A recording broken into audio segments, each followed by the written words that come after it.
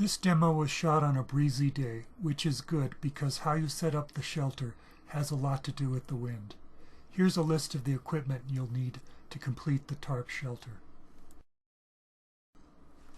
Here you see everything you need but the hiking poles. The pen is there as a scale. You can see the tarp in its carry bag, 8 10 pegs, and a paracord guy line with a carabiner at one end. You could use lighter cord, but I find anything finer than paracord tangles too easily. You could go with lighter tent pegs, but in the southwest the soil tends to be hard and rocky, so I prefer sturdy pegs. The carabiner is snapped through a small loop, which I made with a bowline knot.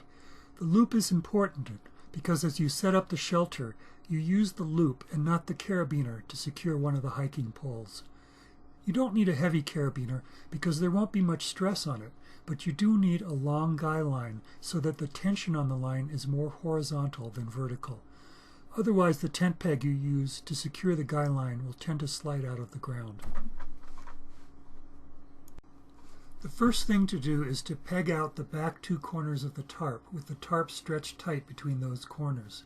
The back edge of the tarp should be upwind so that the shelter entrance at the front is downwind. That's tent pegs 1 and 2.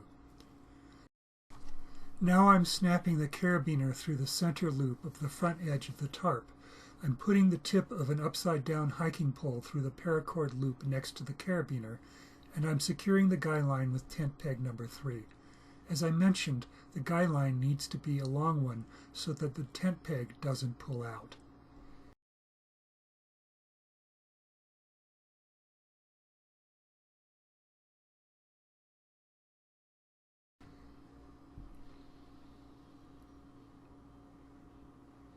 The next thing to do is to peg down the loose corners with tent pegs 4 and 5. It doesn't matter if the shelter isn't perfect at this stage, because if you do the steps in the right order, it'll stay up despite a breeze. Besides, later on, you'll adjust everything.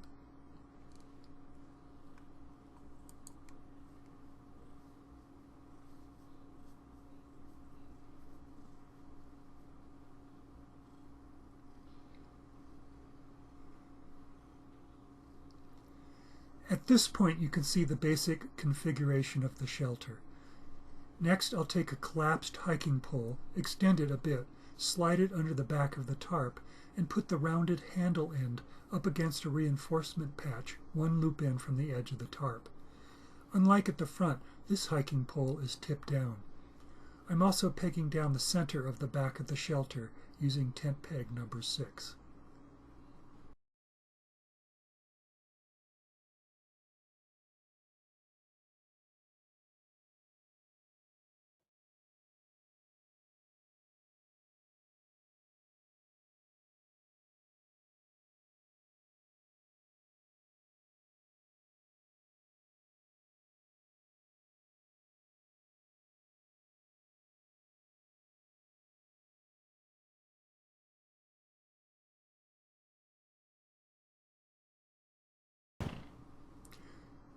Now I'll peg down the center of each side of the shelter using tent pegs 7 and 8. There are more loops along the edge of the tarp, so if you have more tent pegs, you can make the shelter almost bomb-proof.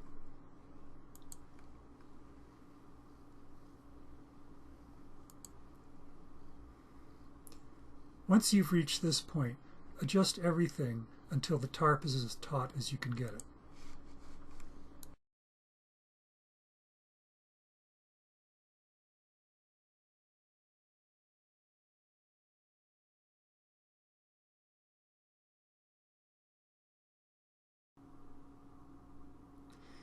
Here's a look at the completed shelter. I added a 54 by 80 inch poncho to serve as a ground cloth.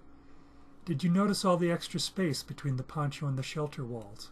There's plenty of spare room for muddy boots, for your other gear, and for any rainwater that tries to leak under the shelter edges. 2 people in their gear will fit comfortably in this shelter.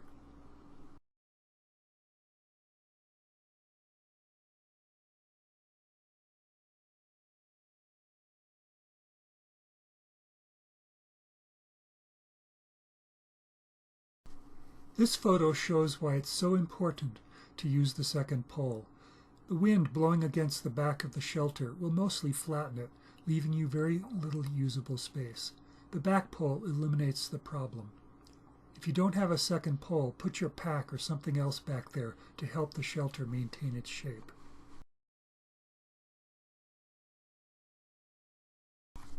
On YouTube, you'll see DD tarp shelters with smaller doorways, which makes sense in a cold climate.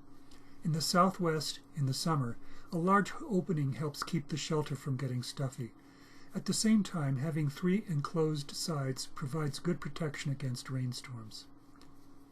I have more about tarp shelters, trails in the Albuquerque area, and other hiking-related matters on my website. Thank you for watching.